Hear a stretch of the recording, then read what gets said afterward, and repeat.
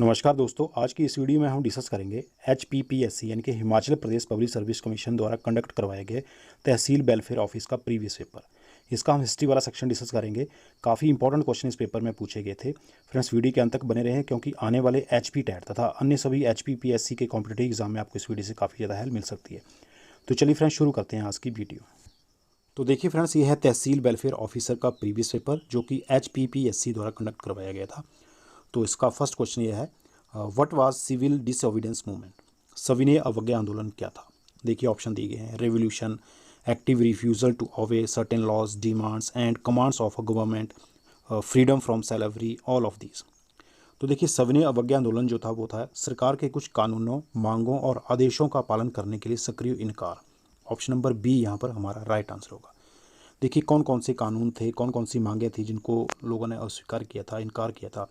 जैसे नमक कानून था, उसका उल्लंघन किया था, भू राजस्व लगान, अन्य करों का भुगतान ना करना, चुनावों का बहिष्कार, सरकारी समारोहों विद्यालयों का बहिष्कार, विदेशी सामान का बहिष्कार आदि। तो सविनय अवज्ञा आंदोलन जो था ये था सरकार के कुछ कानूनों, मांगों, आदेशों का पालन करने के लिए सक्रिय इनकार। और सविनय अवज्ञा आंदोलन शुरू हुआ था 6 अप्रैल 1930 को। कब शुरू हुआ था? 6 अप्रैल 1930 को ये शुरू हुआ था। नेक्स्ट क्वेश्चन यहाँ पर पूछा गया था, which of the following statements are correct about Ramakrishna Mission? Ramakrishna Mission के बारे में निम्नलिखित में से कौन सा कथन सही है? देखिए दो कथन दिए गए हैं, इनमें तीन कथन दिए गए हैं। इसमें पहला कथन है, इस मिशन का नाम भारतीय संत रामकृष्ण परमहंस के नाम पर रखा गया। इसकी स्थापना स्वामी विवेकानंद ने 1897 ईस्वी में की। और तीसरा कथन है, यह 4 यौगिक आदर्शों ज्ञान, भक्ति, कर्म और राजयोग का प्रचार करता है। तो इसमें से देखिए ये तीनों ही ऑप्शन जो है वो सही ऑप्शन है। ऑप्शन नंबर सी यहाँ पर हमारा राइट आंसर होगा। केवल 1, 2 और 3 ही तो पॉइंट है यहाँ पर, तो तीनों ही ये सही हैं। रामकृष्ण मिशन की स्थापना जो की थी स्वामी विवेकानंद ने 1897 में की थी। और इस मिशन का नाम भारतीय संत रामकृष्ण परमहंस के नाम पर रखा गया था क्योंकि विवेकानंद जो थे रामकृष्ण परमहंस के परम शिष्य थे। और यह 4 यौगिक आदर्शों ज्ञान, भक्ति, कर्म और राजयोग का प्रचार करता है। तो सी ऑप्शन इसमें सही आंसर होगा।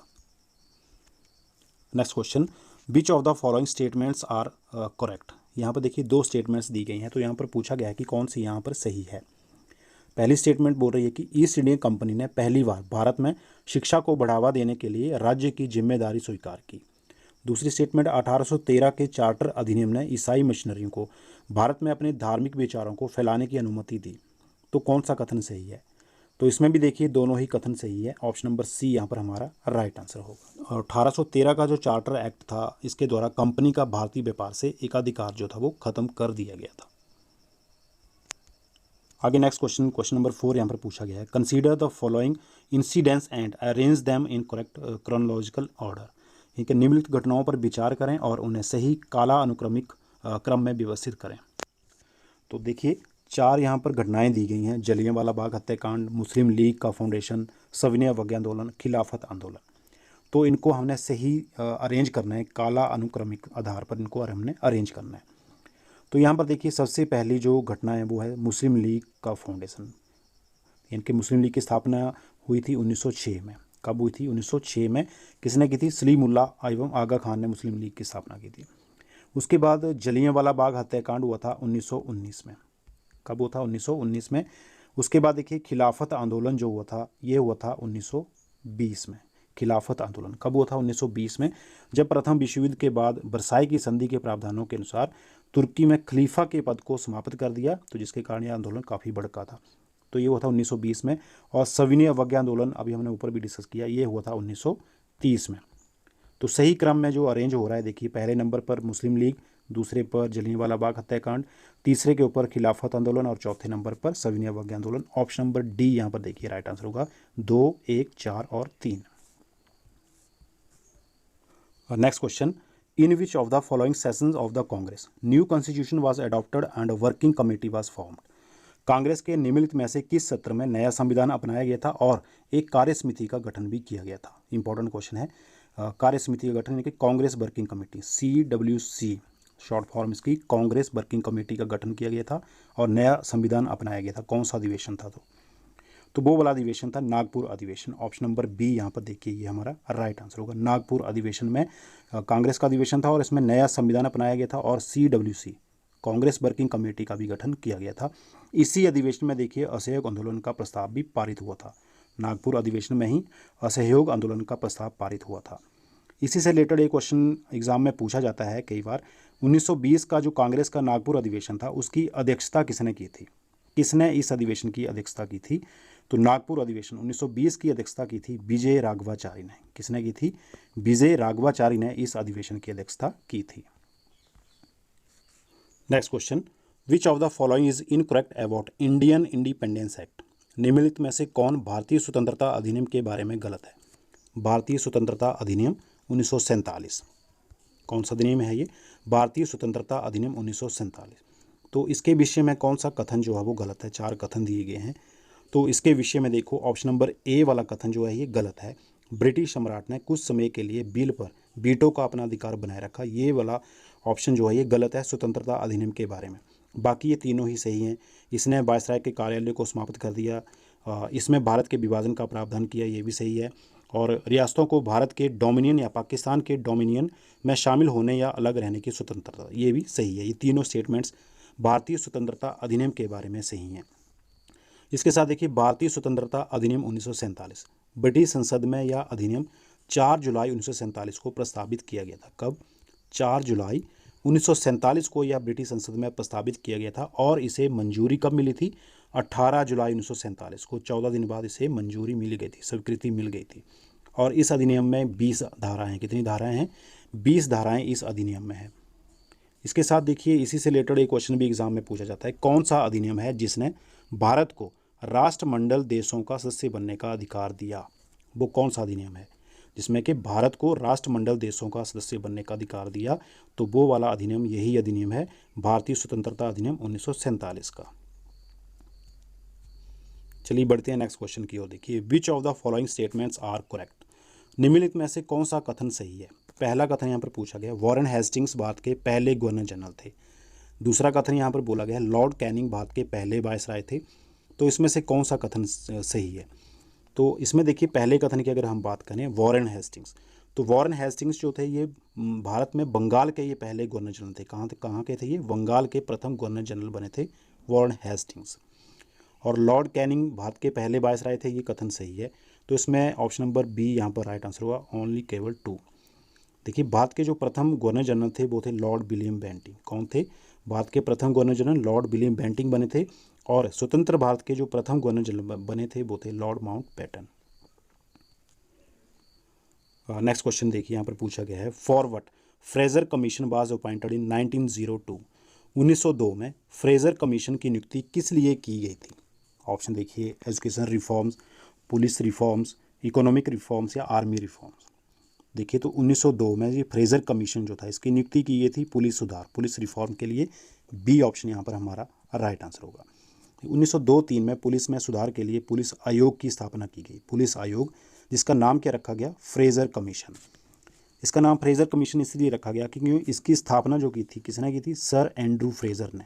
किसके नेतृत्व में इसकी स्थापना हुई थी? सर एंड्रू फ्रेजर के नेतृत्व में इसकी स्थापना हुई थी, इसलिए इसे फ्रेजर कमीशन का नाम दिया गया था और यह पुलिस सुधार के लिए इसकी स्थापना की गई थी। और नेक्स्ट क्वेश्चन देखिए पूर्ण स्वराज और the complete independence was demanded by the Congress in which of the following session? ये क्वेश्चन भी काफ़ी इंपॉर्टेंट है।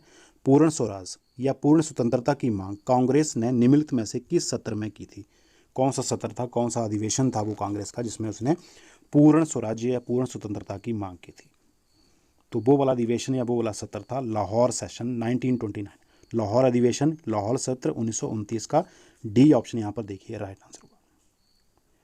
इसके साथ देखिए इसकी अध्यक्षता किसने की थी? इसकी अध्यक्षता पंडित जवाहरलाल नेहरू ने की और 31 दिसंबर 1929 को उन्होंने रावी नदी के तट पर तिरंगा झंडा भी फहराया था। लाहौर अधिवेशन की अध्यक्षता पंडित जवाहरलाल नेहरू ने की थी। इसके साथ देखिए 29 जनवरी 1930 को स्वतंत्रता दिवस मनाने का प्रस्ताव पारित किया गया था इस अधिवेशन में। 29 जनवरी 1930 को स्वतंत्रता दिवस मनाने का प्रस्ताव भी इसी अधिवेशन में लाहौर सत्र, लाहौर अधिवेशन 1929 में पारित किया गया था। और ये जो बॉम्बे सेशन 1918 का है, बॉम्बे सत्र 1918, इसकी अध्यक्षता की थी सैयद हसन इमाम ने। किसने इसकी अध्यक्षता की थी? सैयद हसन इमाम ने इसकी अध्यक्षता की थी। साथ में दिल्ली सत्र 1932, इसकी अध्यक्षता की थी R.D. अमृतलाल ने। किसने इसकी अध्यक्षता की थी? R.D. अमृतलाल ने। मद्रास सत्र 1927, इसकी अध्यक्षता की थी M.A. अंसारी। किसने? M.A. अंसारी ने इसकी अध्यक्षता की थी और इसमें ही जवाहरलाल नेहरू के आग्रह पर पहली बार स्वतंत्रता प्रस्ताव जो था वो पारित हुआ था मद्रास सत्र 1927 में ही। Next question, which of the following acts is also known as Lord Cross act? निम्नलिखित में से कौन सा अधिनियम लॉर्ड क्रॉस के अधिनियम के रूप में भी जाना जाता है? इंपॉर्टेंट क्वेश्चन है ये भी। तो कौन सा एक्ट है, कौन सा अधिनियम है जिसे लॉर्ड क्रॉस अधिनियम के रूप से भी जाना जाता है? ऑप्शन देखिए दिए गए हैं, Indian council act 1861, Indian council act 1892, Indian council act 1909 या फिर the government of India act 1919। तो इसमें से देखिए लॉर्ड क्रॉस अधिनियम के रूप में जाने जाना वाला जो अधिनियम है वो है इंडियन काउंसिल एक्ट 1892, यानी कि भारतीय परिषद अधिनियम 1892 जो है इसे लॉर्ड क्रॉस अधिनियम के रूप में भी जाना जाता है।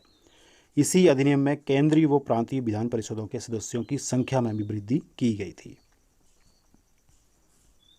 Next question, which of the following movements developed revulsion against Hindu religion and culture? निम्नलिखित में से किस आंदोलन ने हिंदू धर्म और संस्कृति के खिलाफ एक विद्रोह विकसित किया? ये क्वेश्चन थोड़ा डाउटफुल क्वेश्चन है फ्रेंड्स, अगर आपको इसका आंसर पता हो तो प्लीज़ कमेंट बॉक्स में ज़रूर शेयर करें। वैसे बाय द वे शायद सी इसका आंसर हो सकता है, युवा बंगाल आंदोलन, बट श्योर नहीं हूँ मैं। आगे नेक्स्ट क्वेश्चन देखिए, from where Raja Ram Mohan Roy borrowed the concept of one God? Raja Ram Mohan Roy ने एक ईश्वर की अवधारणा कहाँ से उधार ली थी? ऑप्शन देखिए, वेद, स्मृति, उपनिषद या महाकाव्य। तो राजा राम मोहन राय ने ईश्वर की अवधारणा, एक ईश्वर की अवधारणा ये उधार ली थी वेद से। ए ऑप्शन यहाँ पर हमारा देखिए राइट आंसर होगा, राजा राम मोहन राय, जिन्होंने ब्रह्मा समाज की स्थापना 1828 ईस्वी में कोलकाता में की थी। नेक्स्ट क्वेश्चन, हु फाउंडेड धर्म सभा with the object of opposing the ब्रह्म समाज? ब्रह्मा समाज का विरोध करने के उद्देश्य से धर्म सभा की स्थापना किसने की थी? ऑप्शन देखिए, केशव चंद्र सेन, NG चंदावरकर, राधा कामदेव या विवेकानंद। तो फ्रेंड्स, ब्रह्मा समाज का विरोध करने के उद्देश्य से धर्म सभा की स्थापना की थी राधा कामदेव ने। किसने की थी? राधा कामदेव ने। Option number C right answer होगा। और कब की थी? 1830 में उन्होंने कोलकाता में धर्म सभा की स्थापना की थी। Next question, beach of the following acts legalised marriage of window? निम्नलिखित में से किस अधिनियम ने विधवाओं के विवाह को वैध बनाया? कौन सा अधिनियम था वो? तो वो वाला अधिनियम था अधिनियम 15। ए ऑप्शन यहाँ पर राइट आंसर होगा, एक्ट 15th। देखिए अधिनियम 15 एक्ट 15th या हिंदू विधवा विवाह अधिनियम 1856 भी इसको कहते हैं। क्या कहते हैं? हिंदू पुनर्विवाह अधिनियम 1856 या अधिनियम 15, याद रखना आपने। तो इसमें देखिए विधवा विवाह को वैध बनाया था, विधवाओं के विवाह को इसने वैध बनाया था। यह अधिनियम लॉर्ड डलहौजी के कार्यकाल में तैयार किया गया था। किसके कार्यकाल में? लॉर्ड डलहौजी के कार्यकाल में यह अधिनियम तैयार हुआ था। और 1856 ईस्वी में लॉर्ड कैनिंग ने सबसे पहले विधवाओं के पुनर्विवाह को वैध बनाया था। किसने? लॉर्ड कैनिंग ने 1856 में सबसे पहले विधवाओं के विवाह को वैध बनाया था। नेक्स्ट क्वेश्चन यहाँ पर पूछा गया है, Ashtadhyayi of Panini is a work on? Panini की अष्टाध्यायी किस पर आधारित है? पाणिनि की अष्टाध्यायी ये आधारित है ग्रामर के ऊपर, व्याकरण के ऊपर। ए ऑप्शन यहाँ पर राइट आंसर होगा। संस्कृत व्याकरण के महान कवि जो थे वो थे पाणिनि। आगे नेक्स्ट क्वेश्चन देखिए, द धर्म सूत्र क्लासीफाई मैरिज इनटू? धर्म सूत्र विवाह को वर्गीकृत करते हैं। तो धर्म सूत्र विवाह जो होता है इसको कितने प्रकार में वर्गीकृत करते हैं? 7 प्रकार में, 8 प्रकार में, 9 प्रकार में या 11 प्रकार में? तो धर्म सूत्र विवाह जो है इसे वर्गीकृत किया जाता है 8 प्रकार के विवाह में। ए टाइप्स, बी ऑप्शन यहाँ पर राइट आंसर होगा। 8 प्रकार के विवाह कौन कौन से? देखिए, ब्रह्मा विवाह, देव विवाह, आर्ष विवाह, प्रजापत्य विवाह, गंधर्व विवाह, असुर विवाह, राक्षस विवाह और पिशाच विवाह। ये 8 प्रकार के विवाह जो हैं धर्मसूत्र में इनको वर्गीकृत किया गया है। और next question, the try Ratna of Jainism does not consist of? Jain धर्म के त्रिरत्न में डैश का समावेश नहीं है। तो जैन धर्म के जो त्रिरत्न हैं ये कौन कौन से हैं ये पता होना चाहिए। देखिए कौन कौन से हैं, राइट फेथ है, सही आस्था, राइट नॉलेज, सही ज्ञान है दूसरा, और तीसरा जो है वो है राइट कंडक्ट, सही आचरण। ये हैं जैन धर्म के त्रिरत्न। तो इसमें से जो समावेश में नहीं है, जो चौथा नहीं है, तो वो है राइट फूड, सही भोजन। ये वाला ऑप्शन राइट आंसर होगा, ये त्रिरत्न का समावेश नहीं है। आगे नेक्स्ट क्वेश्चन देखिए, आर्कियोलॉजिकल रिमेन्स फ्रॉम बुलंदी बाग आर एसोसिएटेड विद। बुलंदी बाग के पुरातात्विक अवशेष डैश से जुड़े हुए हैं। बुलंदी बाग के पुरातात्विक अवशेष किससे जुड़े हुए हैं? पाटलिपुत्र से, तक्षशिला से, मथुरा से या भीता से? तो बुलंदी बाग के जो पुरातात्विक अवशेष हैं ये जुड़े हैं पाटलिपुत्र से। ए ऑप्शन यहाँ पर राइट आंसर होगा। बुलंदी बाग नामक जगह जो है ये कहाँ पर है? ये वर्तमान बिहार में ये जगह है बुलंदी बाग। तो उसके जो पुरातात्विक अवशेष हैं पाटलिपुत्र से जुड़े हैं। और किसके अवशेष यहाँ पर प्राप्त हुए हैं? यहाँ पर अवशेष प्राप्त हुए हैं मौर्य साम्राज्य के। किसके? मौर्यकालीन साम्राज्य के अवशेष प्राप्त हुए हैं बुलंदी बाग पाटलिपुत्र से। और यहाँ पर जो खुदाई की गई थी वहाँ पर देखिए लकड़ी से बने विशाल नगर दुर्ग के अवशेष पाए गए, जो कि किससे संबंधित बताए गए? मौर्यकालीन साम्राज्य से संबंधित ये बताए गए। नेक्स्ट क्वेश्चन, सोपानाज इन स्तूपा आर्किटेक्चर सिग्निफाइज। स्तूप वास्तुकला में सोपानों का संकेत है। देखिए तो स्तूप वास्तुकला है, उसमें सोपानों का संकेत जो है वो है स्टोन रेलिंग, पत्थर की रेलिंग से। सी ऑप्शन यहाँ पर देखिए इसका राइट आंसर होगा stone railings. Next question, Dashavatara temple at Deogarh belongs to. Deogarh में दशावतार मंदिर निम्न से संबंधित है। तो देखिए देवगढ़ का जो दशावतार मंदिर है किससे संबंधित है? मौर्य काल से, कुषाण काल से, गुप्त काल से या फिर गुप्त काल के बाद से? तो देखिए देवगढ़ में दशावतार मंदिर जो है ये संबंधित है गुप्त पीरियड, गुप्त काल से। सी ऑप्शन यहाँ पर हमारा राइट आंसर होगा। तो इसी के साथ फ्रेंड्स आज की वीडियो बस यहीं तक। इस वीडियो में देखिए हमने HPPSC द्वारा कंडक्ट करवाया गया तहसील वेलफेयर ऑफिसर का प्रीवियस पेपर जो था उसका हमने हिस्ट्री वाला सेक्शन डिस्कस कर लिया। काफ़ी इंपॉर्टेंट क्वेश्चन इसमें पूछे गए थे। आई होप कि आपको वीडियो पसंद आई होगी। जल्दी मिलेंगे इसी पेपर के नेक्स्ट पार्ट के साथ। तब तक के लिए Jai Hind. Thank you for watching पेशेंशली।